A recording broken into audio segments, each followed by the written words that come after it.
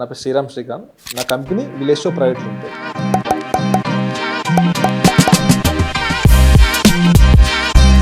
Zero నుండి start చేసి ఇప్పుడు 3 మిలియన్స్ దాటిపోయింది. ఈ జర్నీలో మీకు ఏమన్నా అంటే ఫైనాన్షియల్ ఛాలెంజెస్? కెమెరా ఉందమ్మా అంటే లేదు, నేను అఫోర్డబుల్ చేయలేను, నేను తీసుకోలేను, అట్లాంటి మైండ్ సెట్లో ఉంటుంటే ఒక 1000 రూపీస్కి కూడా.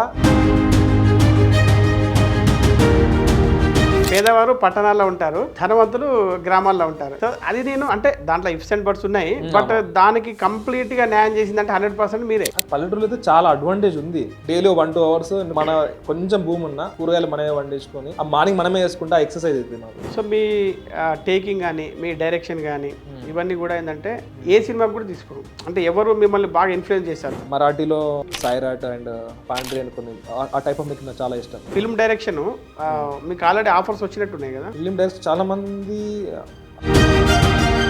ఇప్పుడు ఒక టీం అనేది విలేజ్లో ఫామ్ చేసినాం. ఇమీడియట్గా సినిమాను ఇంకా వేసేస్తే అది మేబీ నా ఒక్కరికి ప్లేస్ అవుతుంది. కానీ ఈ ఆఫీస్ సెటప్ మొత్తం మొన్న చూపించారు కదా, అంటే ఎంత అయింది మొత్తం మీ ఆఫీస్ సెటప్కి? సో ఫస్ట్ ఒక 5 lakhsతో అయితే స్టార్ట్ అయింది. దాని నుంచి వెళ్ళి మేము ఆల్మోస్ట్ మీ ఫైనాన్షియల్ లైఫ్లో ఎలాంటి చేంజెస్ వచ్చినాయి? సో నా పర్సనల్గా అయితే నేను కంప్లీట్గా ఇన్ని ఇయర్ల యూట్యూబ్ జర్నీలో నేను తీసుకుంది ఏంటంటే ఇప్పుడు మీది ఒక కంపెనీ ఉంది, విలేజ్ షో ప్రైవేట్ లిమిటెడ్ అని. ఇప్పుడు వీళ్ళ ఛానల్స్ అన్ని వాళ్ళ ఓన్ ఛానల్సా? ఇవి మీ పార్ట్ ఆఫ్ మీ కంపెనీయా? ఇప్పుడు అనిల్ గారిని అంజమా గారు ఫస్ట్ అంటే ఇన్కమ్ ఎప్పుడు వచ్చింది మీకు? దాంట్లో 2-3 వీడియోస్ క్లిక్ అయినప్పుడు ఒక 9. మీరు మీ మొదటి ₹1 కోటి ఎప్పుడు సంపాదించారు? ₹1 కోటి ఓవరాల్గా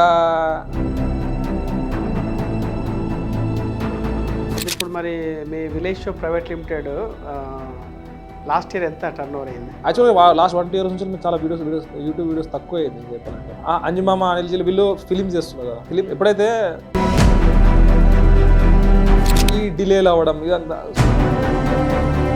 మామూలుగా నన్ను చాలామంది ఏమడుగుతున్నారంటే, నాకు ఆఫీసు బోడుప్పల్లో ఉంది, నువ్వు యూట్యూబర్ నా అక్కడ ఉప్పలు అటు ఆ ఏరియాలో ఉండడం ఏంటి, మణికొండలోనో లేకపోతే గచ్చిబౌలిలో అక్కడ ఉండొచ్చు కదా అని అడుగుతుంటారు. సో నేను వాళ్ళకి ఒక జవాబు చెప్తుంటే, ఇప్పుడు మై విలేజ్ షెట్ ఏముంది, వాళ్ళు ఎక్కడున్నారు? వాళ్ళు లంబాడపల్లి అనే ఒక విలేజ్లో ఉన్నారు. అక్కడ నుండి మేనేజ్ చేస్తున్నప్పుడు అది కూడా అంత పెద్ద సామ్రాజ్యం. నేను సింగిల్ అంటే ఇండిపెండెంట్ క్రియేటర్ని, నేనే చేసుకోలేనా?